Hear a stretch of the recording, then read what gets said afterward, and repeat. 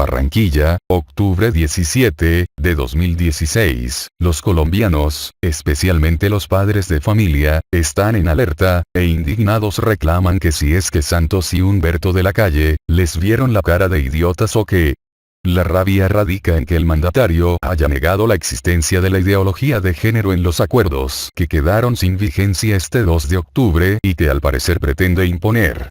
Reclaman que utilice los canales de televisión para tratarlos como estúpidos.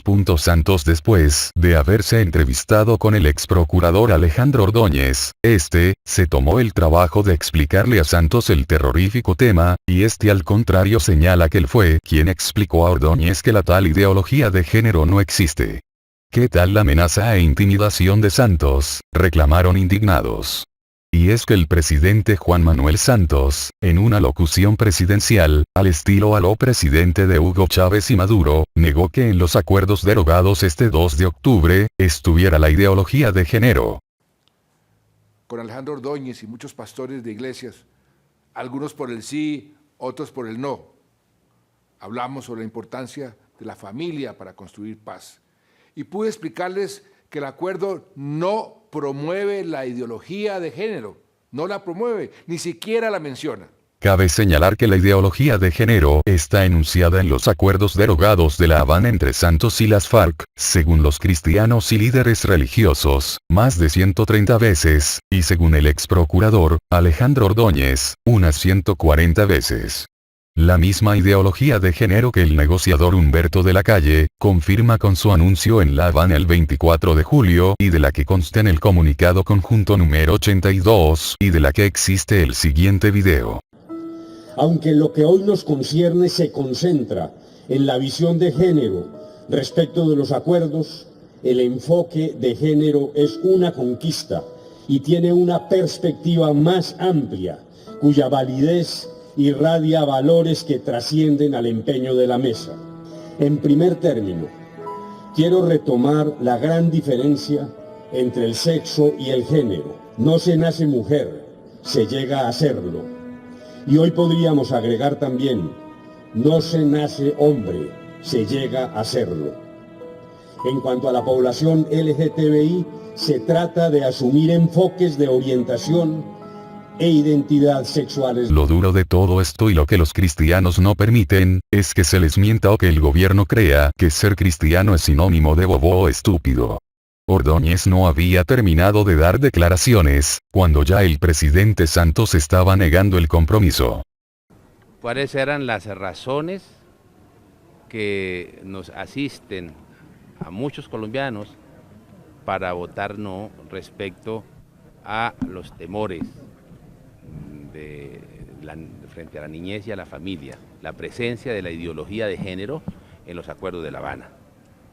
Le hice una exposición, le entregué un documento, un estudio concienzudo del tema, demostrando en qué momentos, en qué partes, de qué forma se trata ese tema en los acuerdos de La Habana. El presidente me manifestó que compartía esas preocupaciones y acordamos que el gobierno elaborará un documento para purgar, si se me permite la expresión, purgar de la ideología de género los acuerdos de La Habana, un documento que se me presentará en las próximas horas, en los próximos días, para lograr valorarlo y estudiarlo, porque lo importante y lo fundamental en esa materia es que se logre proteger y brindar a la familia y a la niñez colombiana, y que ello no afecte las convicciones morales y las creencias de millones de colombianos. Aunque lo que hoy nos concierne se concentra en la visión de género respecto de los acuerdos, el enfoque de género es una conquista y tiene una perspectiva más amplia, cuya validez irradia valores que trascienden al empeño de la mesa. En primer término, quiero retomar la gran diferencia entre el sexo y el género. No se nace mujer, se llega a serlo. Y hoy podríamos agregar también, no se nace hombre, se llega a serlo. En cuanto a la población LGTBI, se trata de asumir enfoques de orientación e identidad sexuales. La expresión enfoque de género, porque en el documento no aparece nunca ideología. Desde luego, no aparece, pero el concepto aparece hasta en los rincones del documento. Entonces, esa fue. Por ejemplo, un ejemplo para que los colombianos tengan idea de dónde está. Mire, es claramente que cuando se habla de enfoque, esa denominación tiene dos utilizaciones. Una que tiene que ver con los derechos de la mujer, una que tiene que ver con la protección de la mujer, una que tiene que ver con la no discriminación de la mujer. Interpretación, utilización que es válida, que nosotros no proponemos ninguna crítica, ninguna objeción, pero hay otras utilizaciones.